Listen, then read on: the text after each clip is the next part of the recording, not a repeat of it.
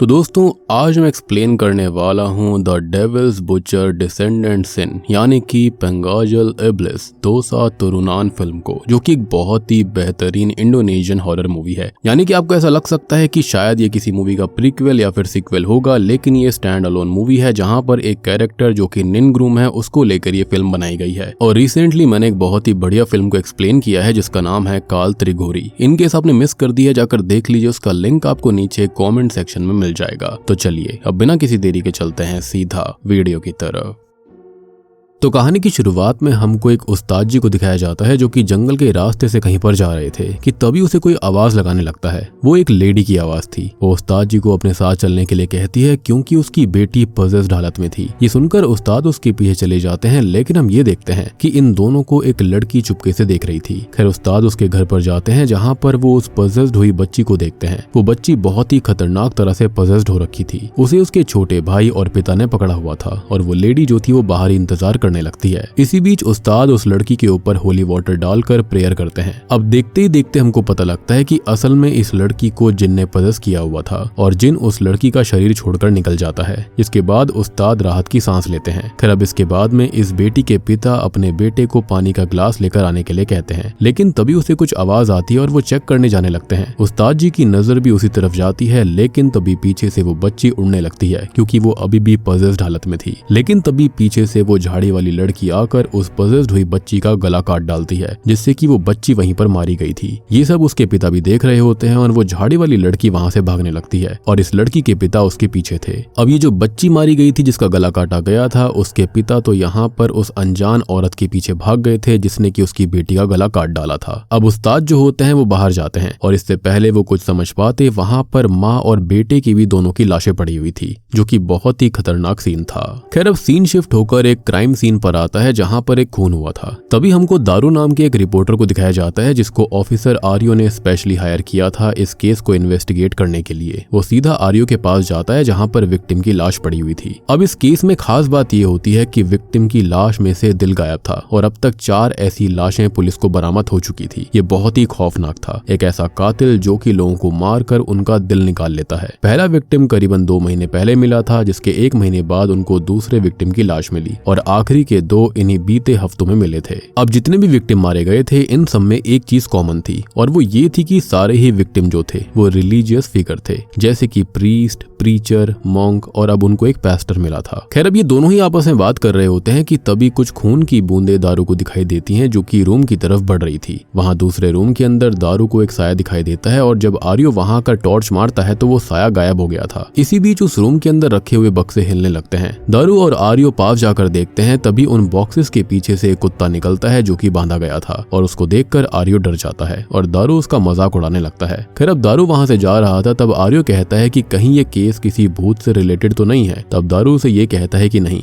ये इंसानों के द्वारा किया गया है। इतना कहकर वो वहां से निकल गया था। अब बाहर निकलते वक्त दारू बहुत सारे रिपोर्टर्स को देखता है और उनको देखकर वो ये सोचता है कि ये सब बस यहाँ पर कंटेंट के भूखे हैं और इन्हें किसी से कोई मतलब नहीं है और ये असली रिपोर्टर हैं ही नहीं, क्योंकि कुछ समय पहले दारू भी ठीक ऐसा ही था। कई सालों पहले उसके सामने एक ऐसा केस आया था जिसके अंदर एक सीरियल किलर जो था वो स्कूल गर्ल्स की हत्या करता था और दारू वहीं पर मौजूद भी था। सबसे बड़ी बात कि दारू ने एक आदमी को भीड़ के बीच में देखा था जिसके पास एक रिबन था जो कि उसी विक्टिम बच्ची का था। उसने उसे देखा और वो उसके सामने ही वहां से चला गया था। वो उसे देखता रह गया लेकिन उसने कुछ भी नहीं किया, शायद से टीआरपी के लिए। जिसके बाद में और लाशें मिली थी जो कि बच्चियों की ही थी, लेकिन एक दिन ये कातिल पकड़ा गया और वो वही शख्स था जो कि दारू को दिखाई दिया था। विच मीन्स कि अगर उस दिन वो उसको रोक लेता तो आज इतनी बच्चियों की जान नहीं जाती। जिसके बाद से ही दारू का हृदय परिवर्तन हो गया और वो एक ईमानदार रिपोर्टर बन चुका था। इसके बाद हम एक और लेडी को देखते हैं जो कि उसी बिल्डिंग की छत पर थी जहां पर विक्टिम की बॉडी मिली थी। उस लेडी के हाथों में एक दिल भी था जो कि विक्टिम का ही होगा। इस लेडी का नाम असल में पाकुंजारा था। पाकुंजारा के सामने एक लड़की भी होती है जो कि किसी शक्ति से पजेस्ड हो रखी थी। पाकुंजारा उसी शक्ति से बात कर रही होती है और वो शक्ति उसे ये कहती है कि जल्दी करना होगा होगा, उनके पास ज्यादा वक्त नहीं है। तब पाकुंजारा ये कहती है कि फुल रेड मून से पहले उन्हें और दिल चाहिए होंगे,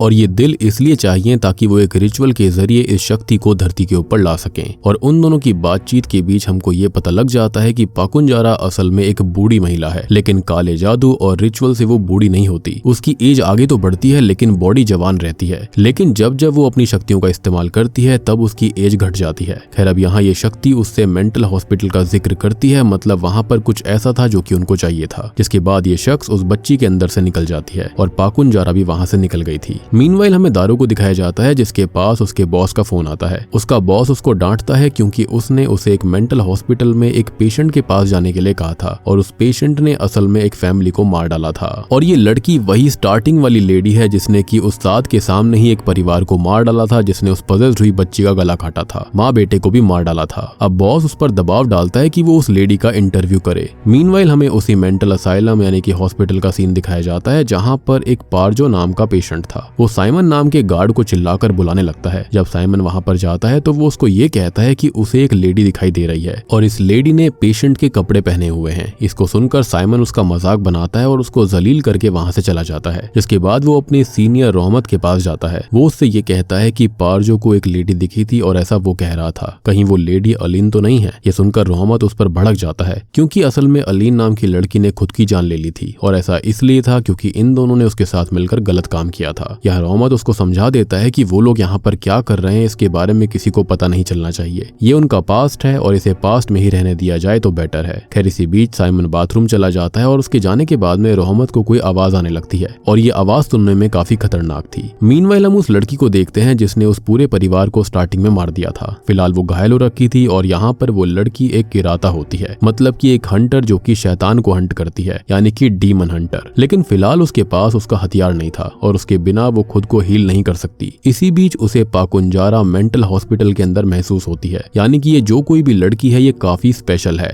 खैर, तभी हम पाकुंजारा को देखते हैं जो कि मेंटल हॉस्पिटल में मौजूद होती है और वो अपना हाथ काटती है और उससे जमीन पर कुछ बनाती है, कुछ लिखती है, जिससे कि वहां पर एक स्पिरिट प्रकट हो गई थी। ये स्पिरिट बहुत खतरनाक होती है जो कि बदले की आग में झुलस रही थी और इसको बदला चाहिए था साइमन और रोहमत से, क्योंकि इन दोनों ने इसके साथ गलत काम किया था। और ये स्पिरिट किसी और की नहीं बल्कि अलीन की ही थी। लेकिन यहाँ पाकुंजारा ने उसको बुलाया था और उसके बुलाने का मकसद एक ही था, यानी कि किराता को मरवाने का। और बदले में पाकुंजारा इस स्पिरिट को यानी कि अलीन को अपना बदला लेने देगी साइमन और रोहमत से। यहाँ पर पाकुंजारा उसे शक्तियां भी देती है जिससे कि वो किसी को भी छू सकती थी। अब मैं इस किराता का इंट्रोडक्शन आपको देता हूँ। तो इस लड़की का नाम असल में निनग्रूम है, जो कि एक डीमन हंटर है या फिर शैतान को मारने वाली। उस परिवार को भी उसने मारा था क्योंकि वो इंसान नहीं थे बल्कि डीमंस थे। जी हाँ। जिसके बाद हम साइमन को देखते हैं जिसे बाथरूम से कुछ आवाज आती है। वो बाथरूम में चेक करने जाता है लेकिन उसे कुछ नहीं मिलता। लेकिन आईने के अंदर देखने पर उसे अलीन की स्पिरिट दिखती है, जिसे देखते ही वो टॉयलेट के अंदर छिप गया था। लेकिन अलीन वहां पर भी मौजूद थी और हम साइमन की चीखें सुन पाते हैं।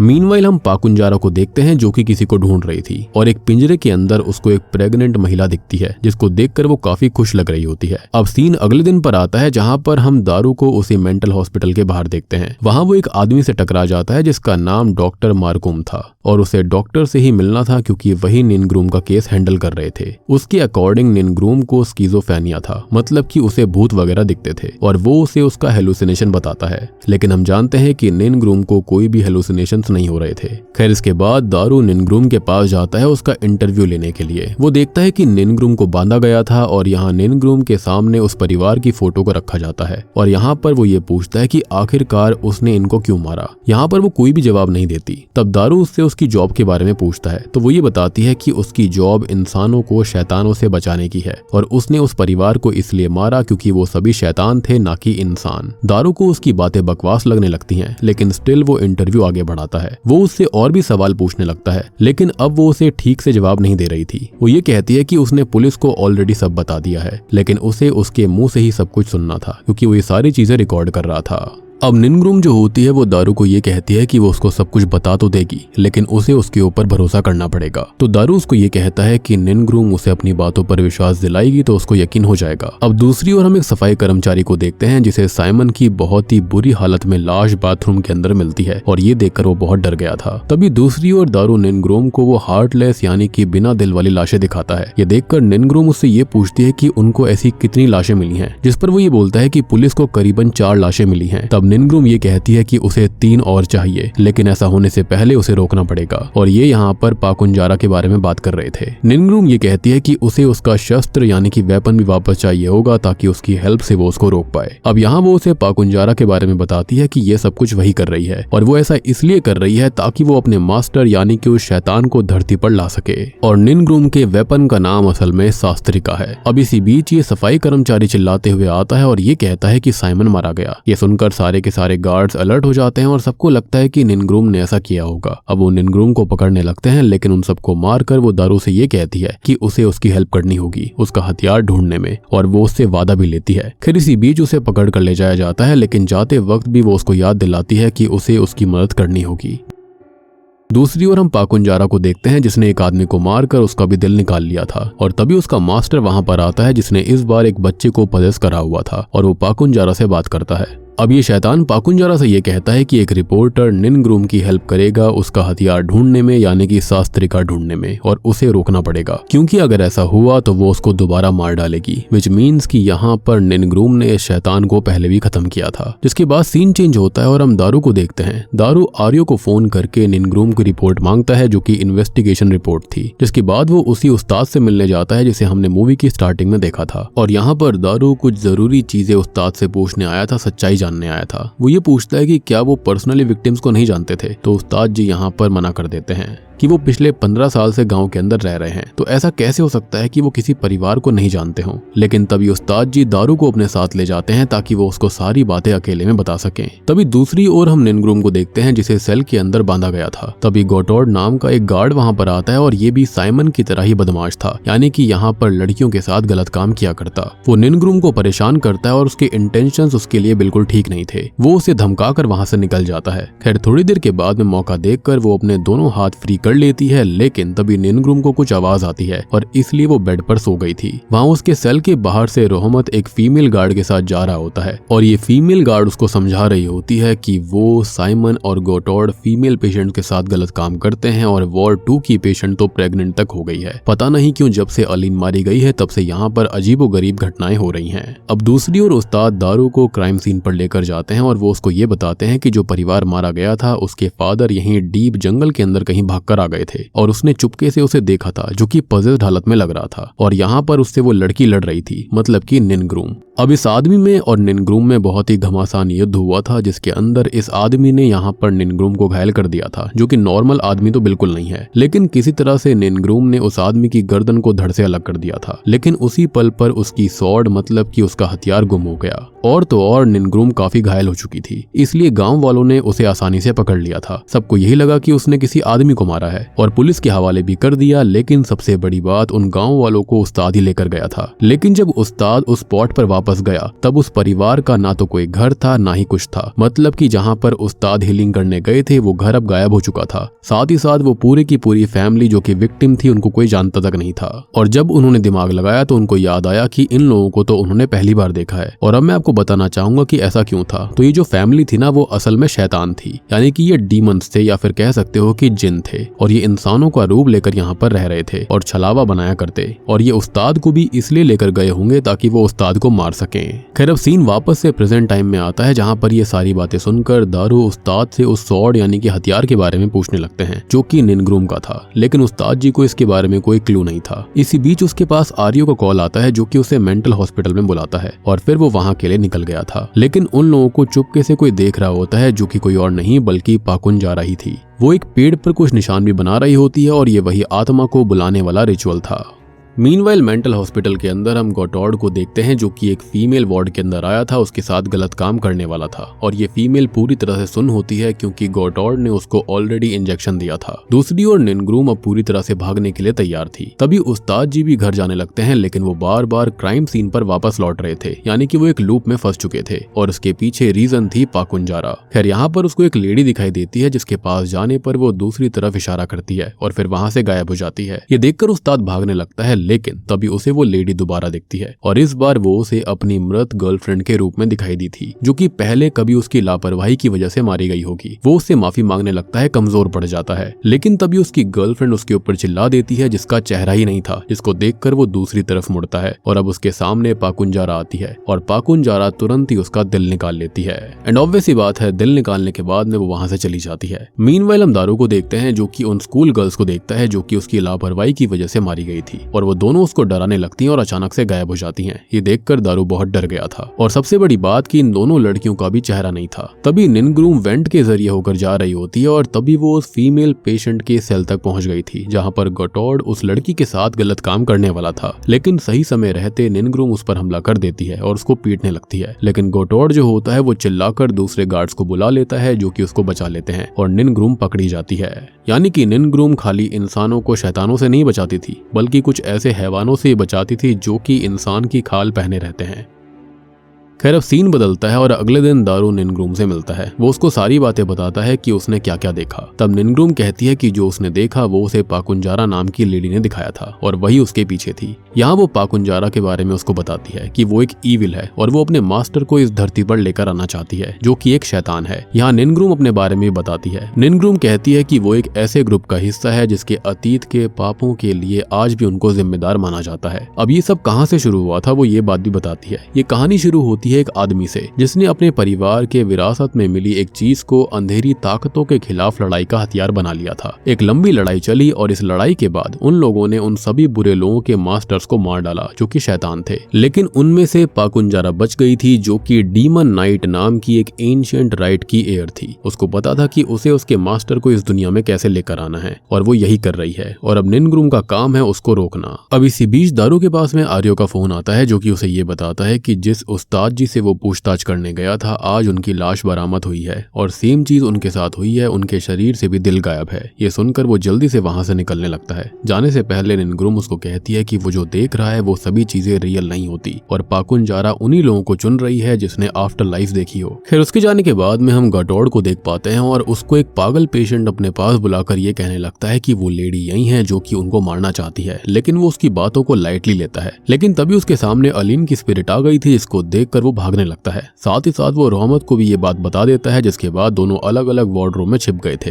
लेकिन साइमन को वार्डरोब के अंदर ही अलीन मार डालती है। थोड़ी देर के बाद में रहमत जब बाहर निकलता है तब अलीन उसको भी अपना शिकार बना लेती है। वो उसका हाथ उखाड़कर उसका गला चीरकर उसे मार डालती है। उसने इन तीनों को बहुत ही बुरी मौत दी थी। खैर दूसरी ओर हम दारू को देखते हैं जो कि मॉर्ग में आर्यो के साथ था। अब यहाँ केस बहुत ही ज्यादा पेचीदा होता जा रहा था। आर्यो दारू से पूछता है कि क्या उसको कुछ ऐसा मिला जो कि इन दोनों केसेस में कॉमन हो या फिर इनको जोड़ सके। तब वो कहता है कि फिलहाल तो नहीं। तो आर्यो बोलता है कि फिर उसने ऐसा क्यों कहा कि दोनों केसेस जुड़े हुए हैं। तब वो ये बताता है कि इस केस के बारे में निनग्रूम को पता है और उसको पता है कि कातिल कौन है। वो असल में पाकुंजारा नाम की एक लेडी है। अब यहाँ इनकी रिपोर्ट से कुछ चीजें पता लगती हैं कि मरने वाले जितने भी लोग थे उनके साथ कुछ ना कुछ अनयूजुअल हुआ था, जैसे कि पेस्टर ने एक टेरिबल एक्सीडेंट सर्वाइव किया था और इसी तरह से सभी ने किसी न किसी तरह से मौत का सामना किया और यही चीज उनको स्पेशल बनाती है। और यही वो चुनिंदा लोग थे क्योंकि मौत को उन्होंने करीब से देखा था और इसलिए पाकुंजारा ने इनको मार दिया और उनका दिल निकाल लिया। खैर यहाँ आर्यो दारू से ये पूछता है कि वो उस्ताद से मिलने गया था तब उसने उसे क्या बताया था। अब ये सुनते ही वो बाहर आ गया क्योंकि उसका गिल्ट ट्रिगर हो गया था, क्योंकि वहीं पर उस्ताद से बात करने के बाद उसने उन लड़कियों को देखा। आर्यो उसके पास आता है और पूछता है कि वो भागकर क्यों आ गया, जिस पर वो ये कहता है कि उसे याद है वो कातिल जो कि स्कूल की लड़कियों को मारकर उनका रिबन रख लेता था। उसने उसे सेकंड मर्डर के दौरान ही देख लिया था, लेकिन पता नहीं क्यों वो कुछ बोल नहीं पाया और उसने उसको बस ऐसे ही जाने दिया। जिसके बाद और भी मौतें हुई थी जो कि उसी कातिल ने करी। काश वो उस दिन उसको रोक लेता, किसी को बता देता तो और लाशें नहीं बिछती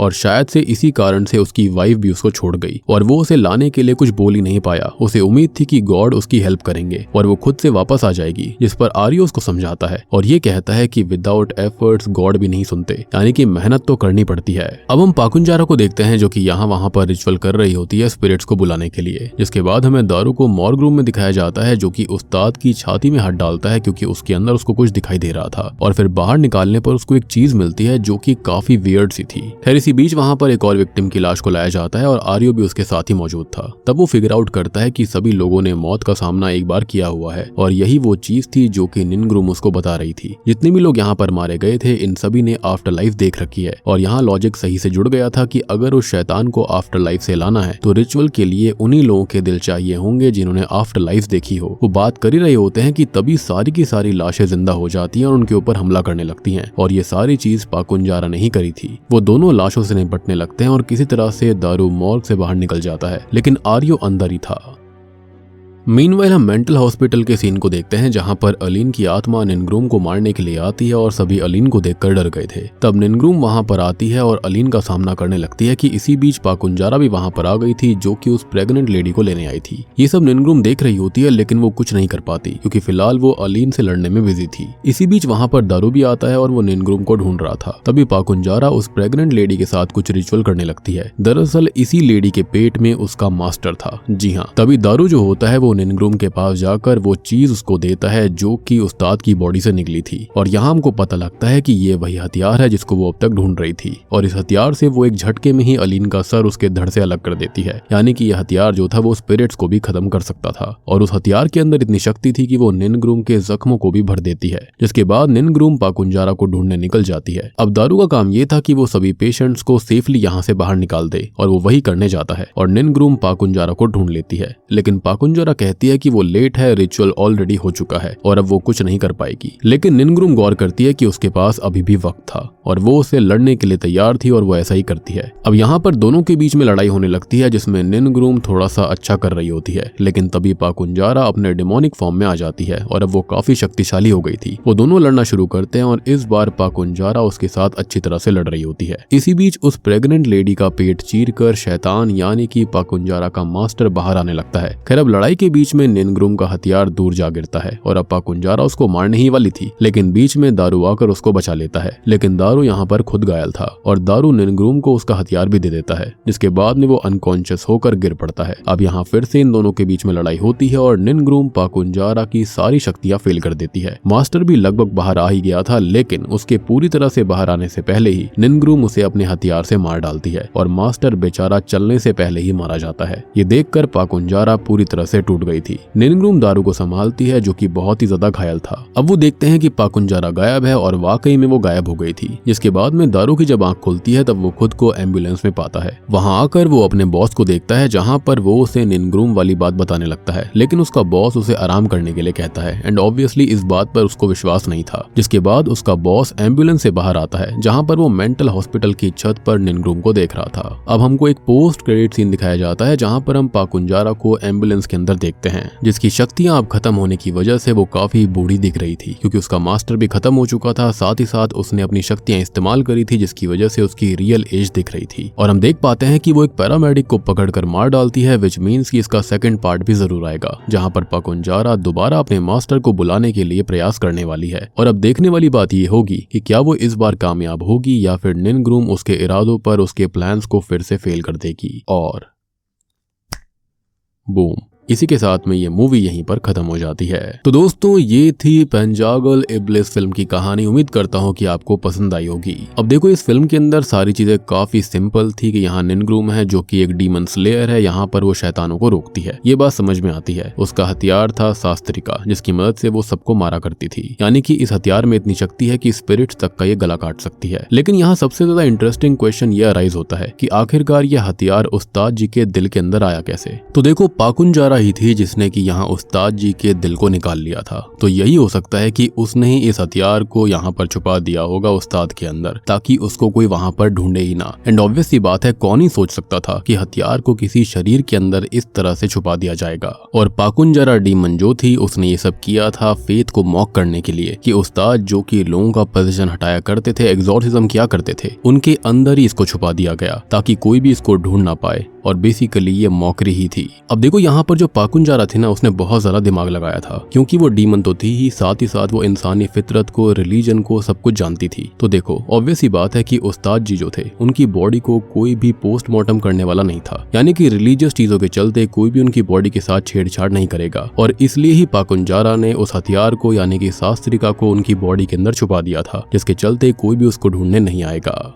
लेकिन वो कहते हैं ना कि ऊपर वाला जो खेल खेलता है वो अलग अलग तरह से खेलता है, जिसके चलते यहाँ पर ऐसा हुआ और दारू को फाइनली ये हथियार मिल गया था। तो दोस्तों ये थी डीमन स्लेयर यानी कि डीमन बुचर फिल्म की कहानी। उम्मीद करता हूँ कि आपको पसंद आई होगी। पसंद आई तो वीडियो को लाइक कर दीजिए, चैनल के ऊपर नए हो तो सब्सक्राइब कर लो, और अगर आपको कोई डाउट है तो आप कॉमेंट सेक्शन में पूछ सकते हो। और रिसेंटली मैंने एक्सप्लेन किया एक बहुत ही बेहतरीन फिल्म को जिसका नाम है काल त्रिघोरी। इनकेस आपने मिस कर दिया जाकर देख लीजिए, उसका लिंक आपको नीचे पिन्ड कॉमेंट में मिल जाएगा। तो मैं आप सबको मिलता हूँ अगली वीडियो के साथ में, तब तक के लिए